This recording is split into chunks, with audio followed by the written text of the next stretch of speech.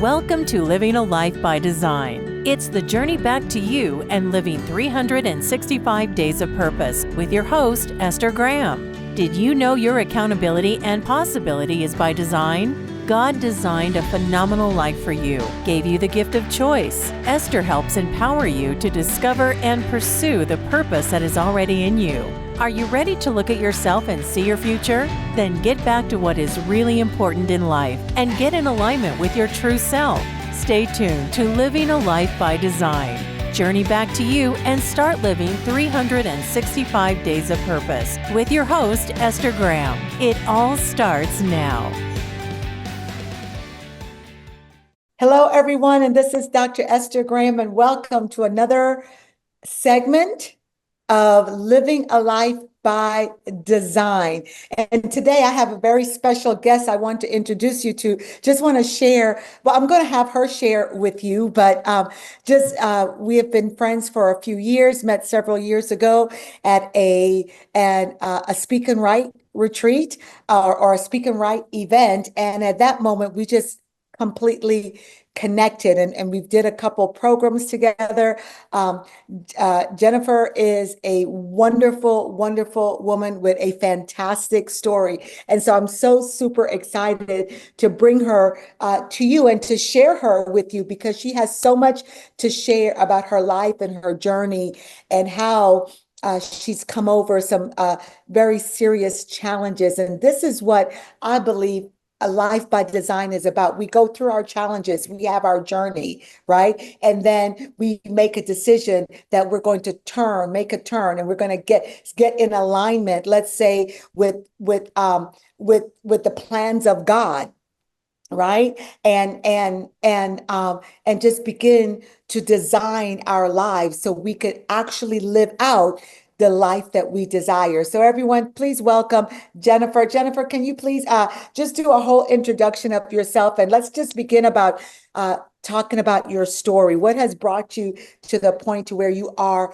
right now, which is a completely fulfilled woman, happy, living a life, I like to say, of celebration and joy and happiness, and really doing the things that you so desired to do. I remember when we first met, where you were, where we both were, honestly, and what we were working on. And here you are. So good. It's just so good. So please share. Thank you, Esther. Thank you for having me on your show. It's an honor to be here. And my heart is just smiling that we both showed up in pink, because this seems to always happen with us. We show up in the same color, and there was no communication beforehand what to wear. So None just at another all. sign that God's divine plan is playing out. Yeah. So thank you. You asked me to share my story. Well, I was working, I had a career for 15 years, and something was missing. And I just decided to quit, and I moved back to the family farm in Wisconsin. And one day I took my mom out blueberry picking. And on the way home, we drove by this little country church that had sat vacant for a few years, and it had recently been purchased by an architect to use as a studio. And he came and said hello. And I said, let's be neighborly and say hello. And then he came, and he said the moment he saw me, he heard the words God's purpose. And that went over my head. I wasn't even thinking that way. But eventually, he said he prayed every day that God would bring me back into his life. And that happened. And 2 years later, we were married in that same church. And then another 2 years after that, right before our second anniversary, we were preparing to have my nephew's wedding there. And I went out to run an errand, and I got a phone call that there was a fire at the church and that my husband couldn't get out. And I got there, and it was too late. I stood helplessly in a blooming hayfield across the road and watched as all of my dreams burn to the ground. And it was just like this giant brick wall went up, like entombing my soul. And I felt like I was the one that had died in the fire. And day after day, I just went and dug through the ashes. There were, ashes under my fingernails and in my eyes and up my nose. And I was looking for my husband, my home, my memories. And then one day, it was 79 days after the fire, I was laying in my bed at my mom's home, just staring at the ceiling, and I had a vision.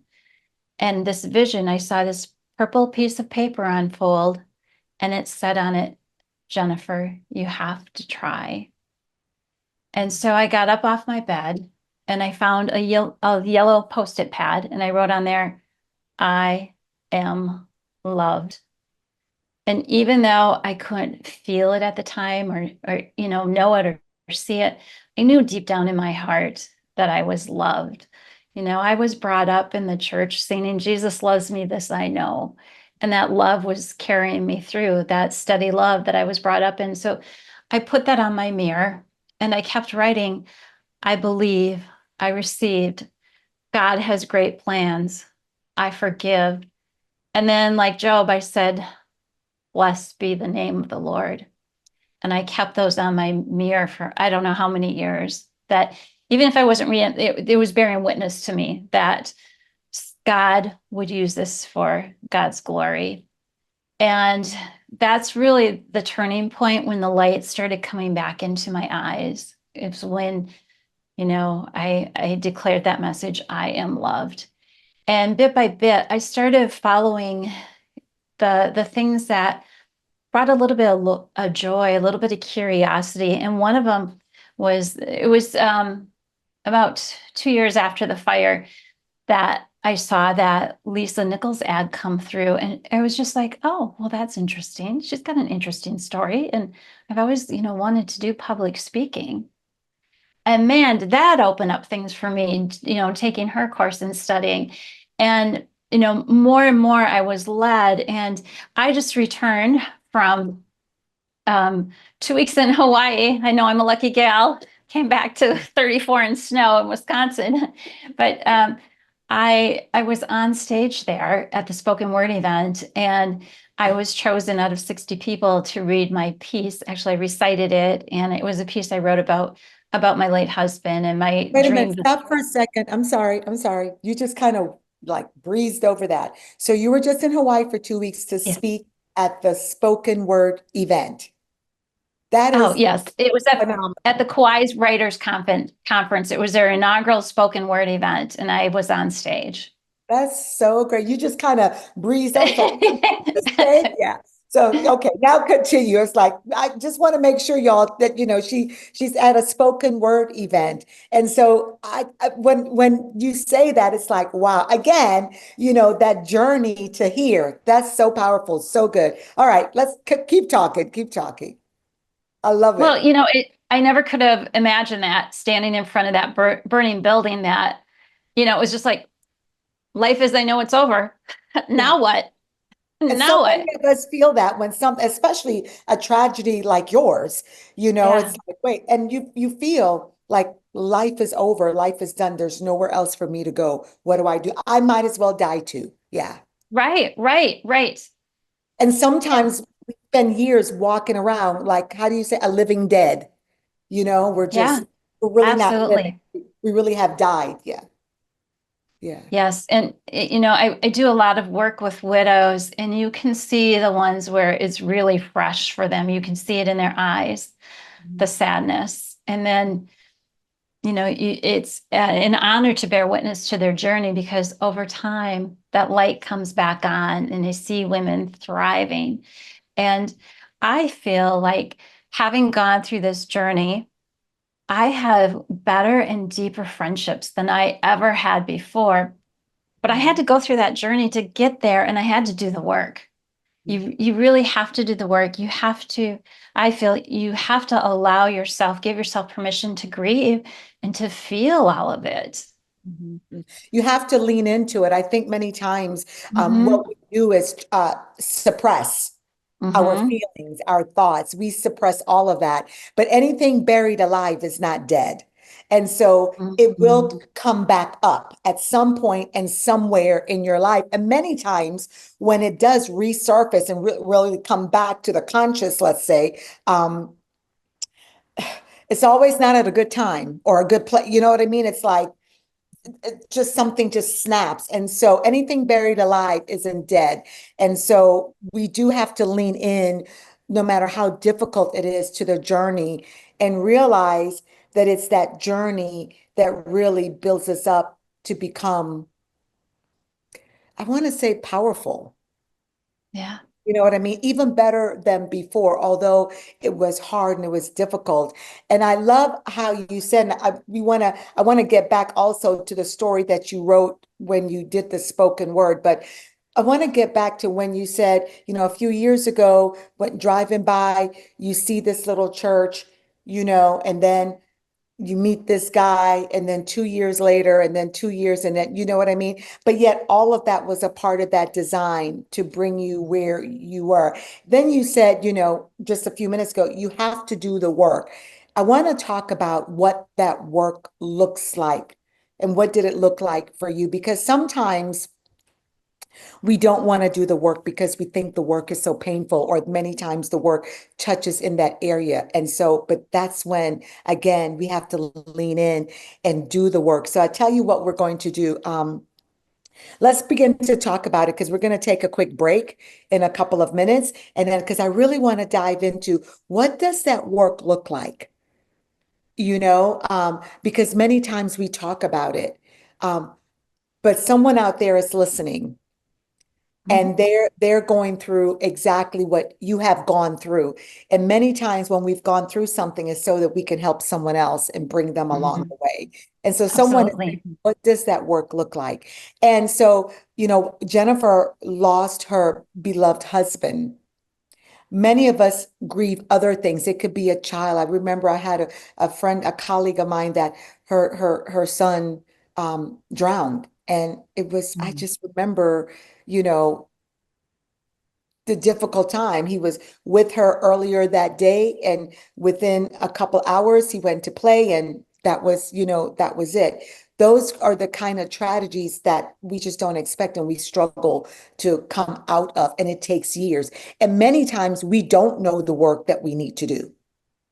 Mhm. Make sense? And so that's what I really want you to dive into, because like I said, I know there's people out there that's listening. So let's take a quick break right now, and then we'll come back and talk about what does the work look like. Y'all, let's give Jennifer some love, and heart her up and let her know how you're so glad she's here. And by the way, doesn't she look beautiful? Your hair, as they say, is popping. It looks really good. You look totally Well, thank you. beautiful. So let's take a quick break, everyone. We'll be right back.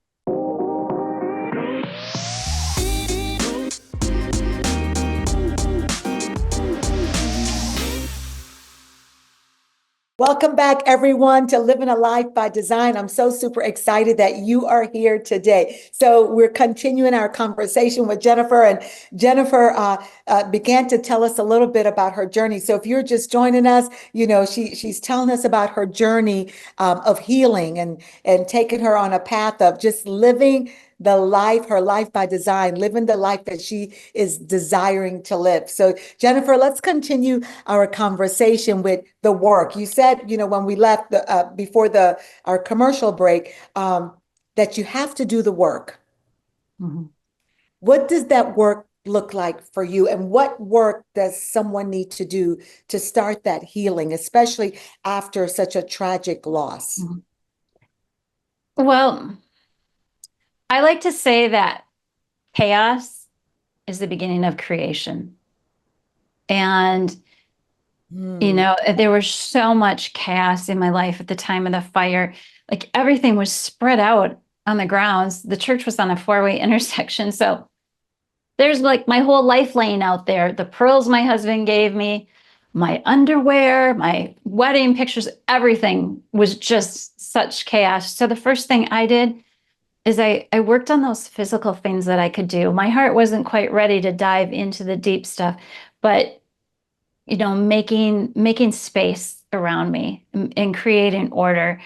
And I think that's a really great place for anyone to start, is just to look around in your environment, and kind of going, well, how does this environment make me feel? What can I do to create some order here? Because I don't know about you, but I feel a lot more creative when things are in order and I can find stuff. So that was the first place I started. And then I wrote every morning when I woke up, like I recorded my dreams, and there were many messages of hope that came through my dreams. I recorded my dreams, and then I was writing poetry. And I feel like you need a way to express what you're feeling, to get it out of your body. And poetry it poured out of me. And then I found art. I think we talked a little bit about soul collage on the last time we talked. And that was a really wonderful healing process. And if you want to find out more about that, you can just go to soulcollage.com. And then about a year after the fire, there were the three things I did. I worked with a person who does some energy work. I found community in a widows organization, and I went to therapy. Another widow that I know really encouraged me to go, and it was art therapy. And it had a profound impact on my journey because at that time, a Yeah. year after the fire, I was still crying every day. And not only the loss of my husband, but the loss of that building, because that was my dream long before I knew him, to preserve that building and have events there. And that's what we were doing, and that was all gone too. And it had a family tie to me as well. My great grandfather had been a minister there. So the art therapy really helped. And like you said earlier, Esther, if you don't work with the grief and you suppress it, it comes back up. And I found once I worked through a lot of the grief from losing my husband, and I still miss him, but it's not anywhere like what it was. And I worked through the grief of losing the church and that future we had planned. I got way down deep into the grief of losing my father when I was 7. Mm. So I had carried that grief for nearly 40 years and I didn't know it, but it was always playing in the background, like, oh, what happens if you get married? He might die. Oh, well, guess what? It happened. Yeah. But I made it through. And like you said, it can make you stronger. And it's when you like face those fears and walk through them, when you and it really helps to have somebody by your side helping you, holding your hand to do that. Definitely have to have someone by your side, someone to walk you through, to coach you through, to really help you. Absolutely. And I love what you said, because many times the things that come up and how we're feeling goes back to our traumas as a child. And so, when you said, yeah, you discovered going back as a child Mhm. when you lost your dad, and that you never really even grieved that and you didn't know it. So many of us are walking around with the extra, I don't want to say baggage, but baggage, and we're so used to it, we've lived with it Right. so long that it just becomes what we think is a part of who we are. And I just personally believe from my own experience, that's not just how we're designed to live. That's not how we were created to live. And so it's so necessary for us not to seek, we seek to be healed and to do whatever right now, but we got to go back and get that little girl or that little boy, Yeah. that little human, right? How do you say it? I always say those words wrong a little bit, my H's, but we have to go back, and so we could start that healing process from small, you know what I mean? And I think sometimes that's the thing that we don't realize. And I have to say, I'm really passionate about that.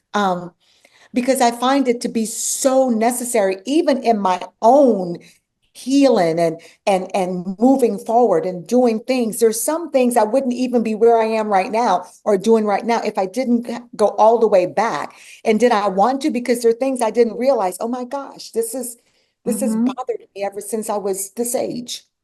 Right, right. And, I believe that when we heal, the people around us heal. When we find our Yes, peace, that peace just spreads out. And yes. when we're willing to do that, take someone's hand and go back and heal that little girl, we may even be going back into our family tree and helping to heal our ancestors. Yeah, I definitely and also Jennifer, our relationships get better. Absolutely, absolutely. And Yeah. you're Yes. able to, I think, see the world with much more compassion. Much more compassion, and it affects really, and this is what I love about when we're looking at living a life by design. It affects every area of our lives. For me, it really did, Yeah, and so relationships are better. I'm a better CEO. I'm a better entrepreneur in my business.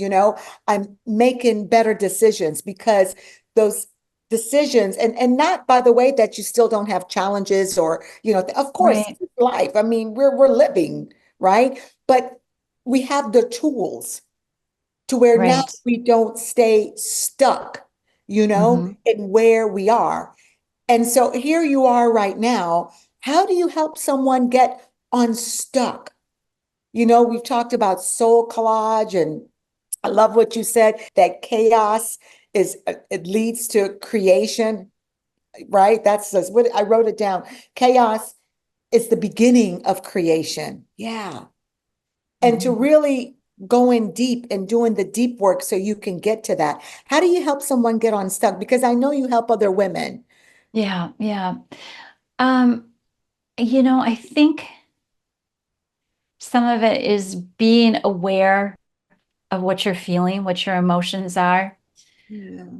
I remember this one time, um, my husband did the laundry. And, most people would be like, wow, your husband cooks, does dishes, and the laundry? Here, that's He's a amazing. keeper. But Yeah. no, no, not me. No, I was like, I opened up that dryer. I'm like, what are these black sweatpants doing with my yellow underwear and my blue beaded shirt and my sister's pink sweater? And I was just like, oh my gosh, you ruined these clothes. And you know what I did? I went in the kitchen and his bag of potato chips was laying there. And I'm like, boom, boom, boom, boom. And then I wrote this little note that said Blake's Guide to Laundry Success and how he's supposed to sort it. And it felt good for a minute. And then I'm like, what is wrong with me? And I sat with that for a while. I'm like, God, what is this all about? This is just crazy. And I was asking God, talking to God about it and praying about it. And then it's like my heart opened up and I saw this little girl getting on the school bus in her brown striped pants and yellow turtleneck. This was the 70s. And the bus driver looked at her and said, oh, you've been crawling around on your pant and your knees a lot? And I went home and told my family, and somebody said, well, that wasn't very nice. And so it was like the shame was put on me about my clothes because, my father was gone. We didn't have money for new shiny clothes, but it's like, and I was able to heal that part of me. Now you should see how I do laundry. Everything goes in. But it's like if there's something that triggers you that you have like this big emotion over, sit with it. Maybe journal about it and say, when did I feel like this before? There's something familiar about this feeling. So that would be another place to start is to really pay attention to what you're feeling and honor those feelings. Those feelings are a gift. They're here to show you something. Yeah, I love that. Those feelings are a gift. And not seeing them as something negative or something bad, but a gift. Ooh, Hmm. that's really powerful. Because when you can change your perspective, Hmm. mm, Yeah. when you could change the lenses that you're seeing what you're going through in, it can totally change your life, and things can begin to turn around because you begin to move forward. And this is something that we have to practice every day, Yeah. is to Yeah. change, change our perspective. Um, the other day, I was just thinking, on the plane, and something happened, and I sat and I looked and I said, and it was began to think, okay, Esther, let's look at this differently so I could just release it, get it out of my mind. Yeah. And literally I sat there just like you and I sat and I thought, okay, why is this person doing this? How do I feel about that? Mhm. How do I feel about what they just said to me and how they said it? Mhm. And then I began to think, well, maybe they're having a really bad day, Yeah. you know, and they're at the end of their day. And I just happen to be that next person. Yeah. And so when I immediately changed how I saw this person and really, then I changed my whole attitude. Oh, yeah. And I just smiled and I said, well, thank you so much. And have a great day. But it helped me because I was like, I was like about to go from 1 to 10 and say, wait a minute, you know, Yeah. let's not, but I said, this person is obviously having a bad day. And when I changed that, I immediately changed how I reacted. I released myself. What happens is many times we think when we get upset, we think we're releasing the other person when we're changing, right? And so, like you said, when you went and you banged and said that, and you had to think, why am I reacting to this? What you really did was release yourself. Yeah. Not so much that, your poor husband didn't do anything. He's just trying to help out. This lady, she's just being rude. And so, or this guy rather. And so, not even thinking, but many times I want to get him for being nasty or for making Yeah. that mistake, you know, Yeah. but changing it then released to me and say, okay, I'm good. Because Yeah. what I can't do is control what's going on with them. Mhm. Yeah. So that's so good. Let's go ahead and take another break, everyone. We'll be right back.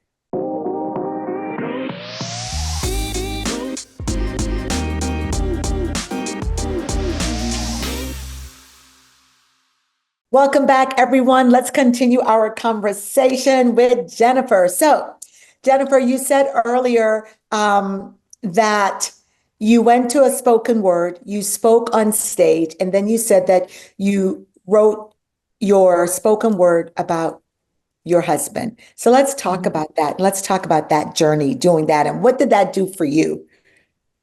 Well, um, a friend of mine told me after Blake died, she said two things. Grief is brutal, and you're still in a relationship with him. It's just different. So the piece that I wrote really was about that relationship after the fire. And it was called How Do You Feel a Dead Man? And, What is it when called? Say Blake that died, again.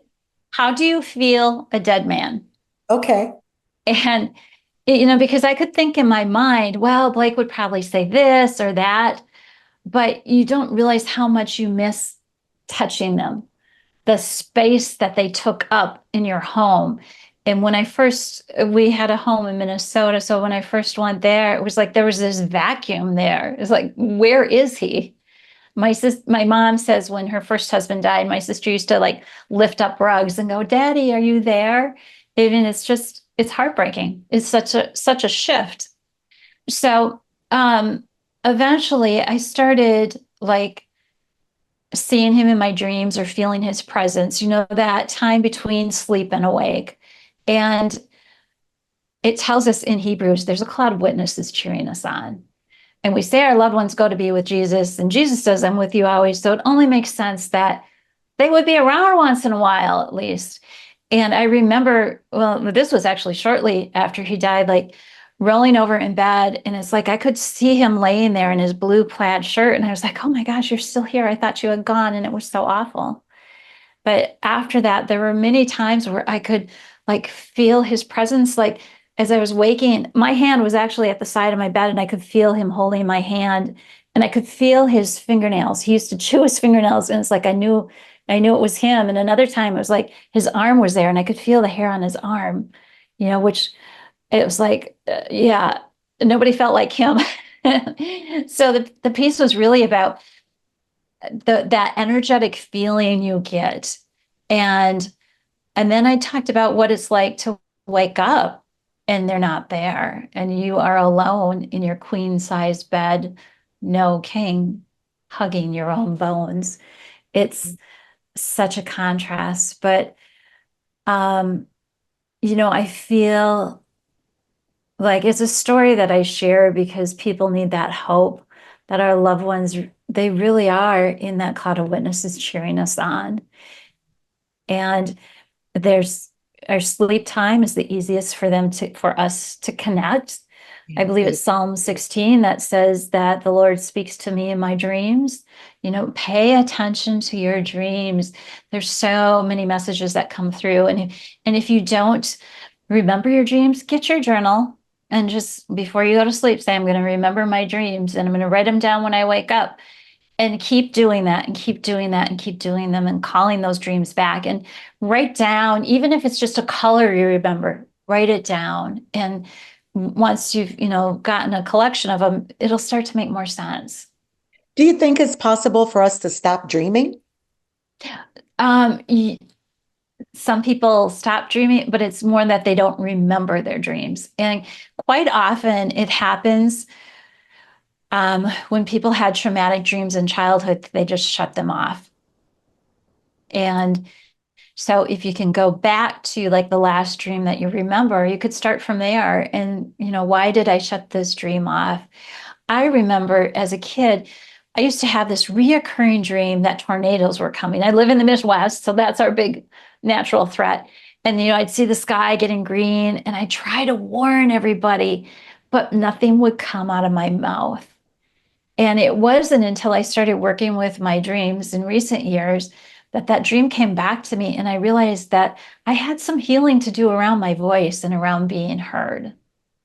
So even dreams that are scary can bring messages for us. It's like they're trying to say, wake up, wake up. We got a message. We're trying to get through to you. This is the only way we know how to get through. Yeah, yeah, that's so good. That's so good. Remembering your dreams and writing them down. Mm-hmm. Yeah, that your dreams has messages, Absolutely. and Yeah. and not being afraid to I guess maybe lean into that dream. Yeah. Mm-hmm. Yeah, yeah. And that's why I asked too, is it possible, for us not to dream of it? Yeah, we suppress it. We we sometimes don't want to lean into what that trauma is. Yeah, so good, so Yeah. good. So when you wrote the poem and you spoke, what did that do for you, even at this stage in your life? As how many years has it been now? How long have you been on this Nine. particular journey for? The fire was 9 years ago in August. Yeah. So Yeah. it's been 9 years you've been on this journey. Mhm.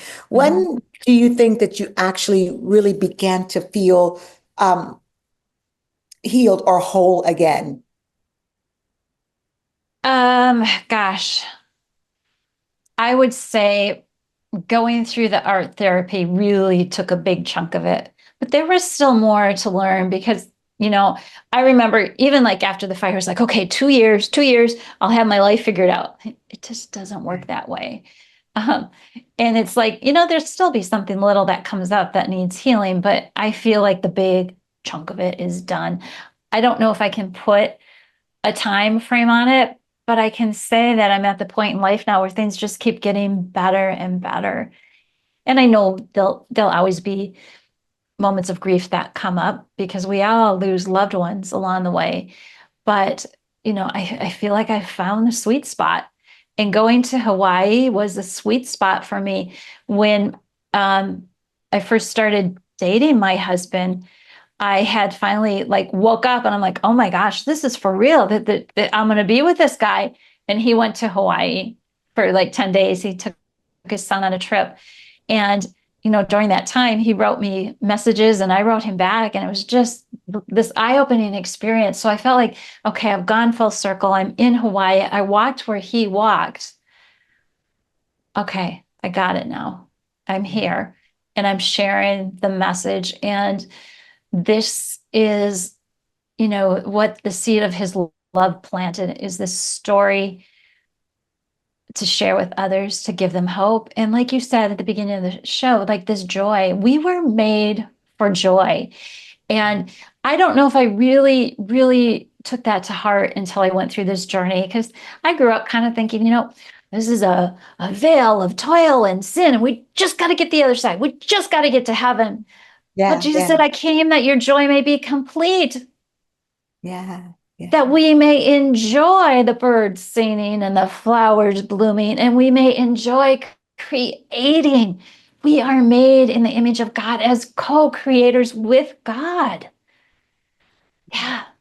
Yeah. And when we share our light with others and their light lights up, that's what changes the world. It's passionate people that help to bring this joy to the world, and that healing is all a part of it.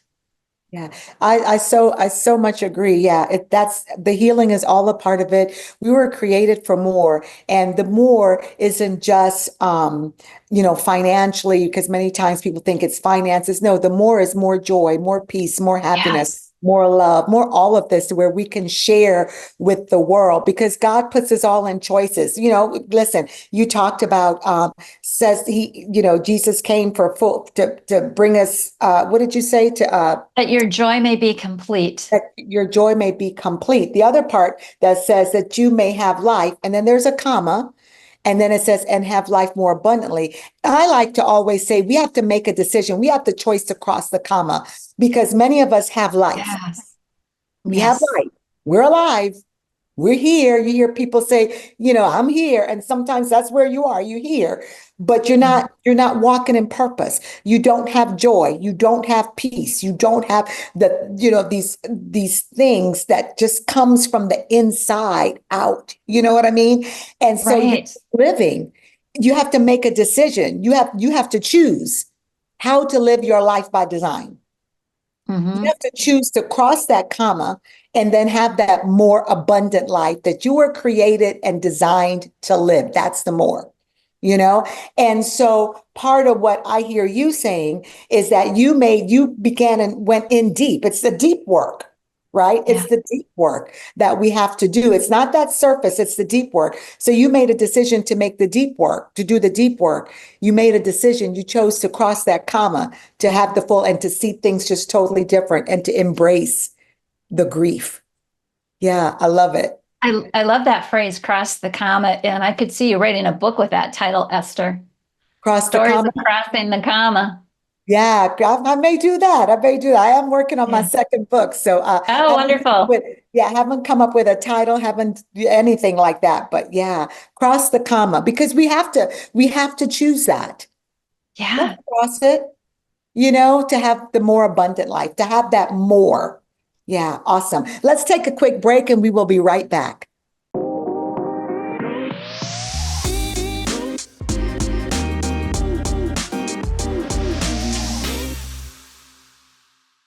Welcome back, everyone, to Living a Life by Design. So super glad that you're here. Let's continue our conversation with Jennifer. So, Jennifer, what can you share as we're concluding and putting a bow on our conversation?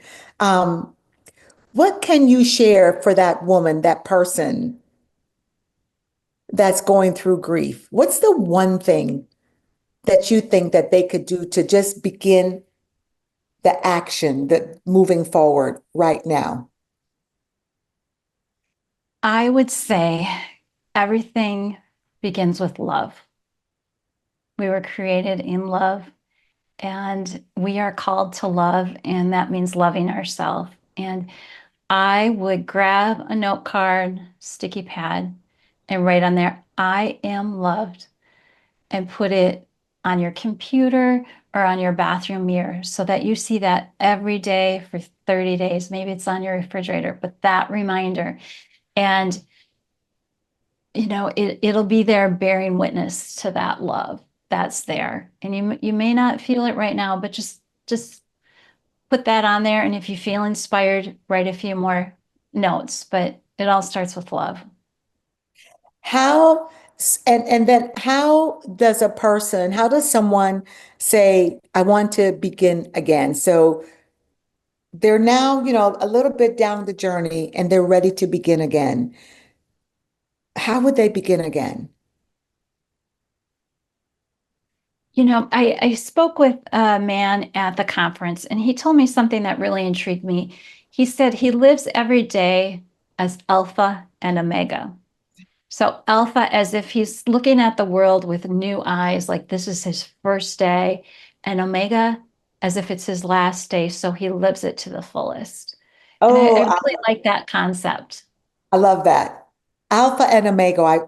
I wake up every day and I have a new perspective. It's beginning again. And so yeah, Mhm. I love that. And then Omega as if it's the end and I live my life to the fullest. So is Yeah. that right? Mhm. Yeah, that's powerful. Great. And for that person who is saying, I need accountability, I need support, what would you tell them? I would say to definitely reach out to somebody to find a mentor, somebody that resonates with you. That's important because not everybody is going to be a good fit. And there may be somebody that's a good fit for a few months, and then it's time to move on to the next person. And just trust your intuition on that, and you'll know. Yeah. And I Um, think if you put that out there, the doors will open. God will show you. Like we're both sitting in front of doors, like the doors yeah. will open. The doors will open. Yeah, that's interesting. Yeah, yeah. Um, is there a way, like, are you aware of groups or is there like some a group that you could recommend, or are you coaching women? Are you working with women who are going through this process? Any is there any way that you could recommend or you could say, contact me? Yes. Well, I have a local group here in Wisconsin. We're just meeting locally, but there is a group that meets online through Modern Widows Club. So, and they have a lot of great resources. That's the organization that I found early on that really helped me a lot. And they have local communities, but they also meet virtually. So if you're a widow, that would be something to check out. I do have some classes that I'm going to be teaching in the new year. So the best way to reach me, I don't have a lot on my website yet, but you can just go to my website and leave me a note. I'm at jenniferbichanich.com, or you can find me on Instagram as well. Jennifer Bichanich. Did I say that right? Yes. Yes. Yes, very good. Yes. Yeah, I always struggle. Do you listen? Names are a struggle for me. I thank my late husband for that name. Like gave me that name and he left me. I'm like, oh, that stinker. Not fair. Um, or you could find her on Instagram. So that's great that you're going to begin teaching a class Yeah. powerful in the new year. So everyone, contact her, get on her waiting list, get the information, take action, so you can begin the healing process and just continue to walk. And listen, and dream again. Encourage them, Yes. Jennifer, to dream again. Yes. Pay attention to your dreams. They're there. They're there. There may be a few boxes sitting on top of them, but you can connect back and it's not too late.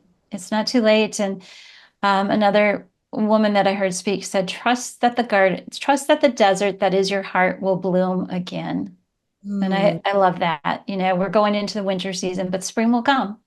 Spring will come, spring will come. And when spring comes, it's always beginning again. It's always Yeah. beginning again. Mhm. Such a powerful conversation. Thank you so much for taking the time, especially after getting back from Hawaii, just to spend and share. I know that this is going to be helpful to so many people. As it was helpful to me as well, a powerful conversation about healing and going through the journey, going through the process of grieving. And by the way, you may not be grieving a loved one, but you could be grieving something. It could be a divorce. Mhm. It just could be anything. And Mhm. so what she has shared is while it's focused on losing a loved one through tragedy, you could even use what she's talked about to heal anything. If you've lost anything, if you're grieving anything, you could use those same principles, those same steps, right? Um, to heal from whatever you're grieving. Because sometimes it could, like I said, it could be a divorce and that could be death as well, you know? And so, as we go through, the holiday season, um, let's begin to create your joy and your peace, and and and and start from the inside, so people can begin to see it. You can see it for yourself on the outside, and then you'll see that how life just begins to change for you. And stay connected. Stay connected. Don't walk through your life alone. You Yeah. know, connect to that group. Connect to someone that is that aligns with you, that aligns with you. As Jennifer said, that you feel comfortable around, that you feel comfortable sharing. Connect with them. And so I appreciate everyone joining us today. Thank you again, Jennifer, for joining us. You guys don't forget to connect on my YouTube. Email me if you've got questions, if there's a subject that you would like for us to talk about, a special guest that you would like to see. Email me and send that to us, and continue watching the podcast. Share it. Join the Life by Design community on Facebook. Connect on LinkedIn. I am there. You can also find Jennifer. And so thank you all so much for joining us today. God bless you. Have a wonderful week on purpose. Have a wonderful holiday season. Listen, don't be stressed out by it. Walk into it with joy and peace and happiness. Take care. Bye. You have been listening to Living a Life by Design, the journey back to you, and living 365 days of purpose with host Esther Graham. Listen or watch live every second and fourth Friday at 11 a.m. Pacific on TransformationTalkRadio.com. Discover that what is possible is already in you. God designed a phenomenal life for you. Esther helps you ignite that energy behind your personal journey for a deeper joy and peace, living 365 days of purpose. For more information on living a life by design, visit fddwomen.com.